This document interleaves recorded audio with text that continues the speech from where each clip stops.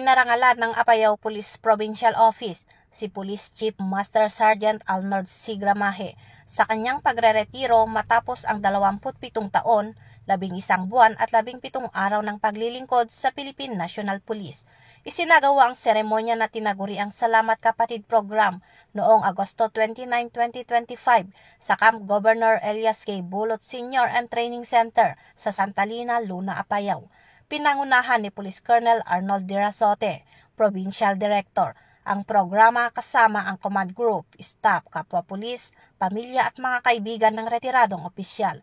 Ipinagkaloob kay PCMS Gramaje ang plaque, memento, medalya ng paglilingkod, retirees ID at ATM, habang binigyan din ng bouquet at certificate of appreciation ang kanyang pamilya bilang pagkilala sa kanilang suporta.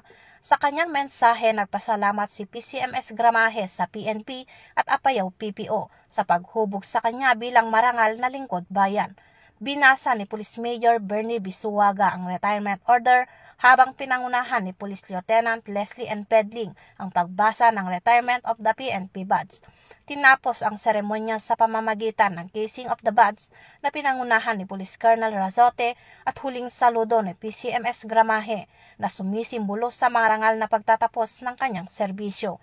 Ang Salamat Kapatid Program ay patunay ng pagpapahalaga ng PNP sa kanilang mga nagreretirong miyembro at sa kanilang mahalagang kontribusyon sa organisasyon at sa komunidad.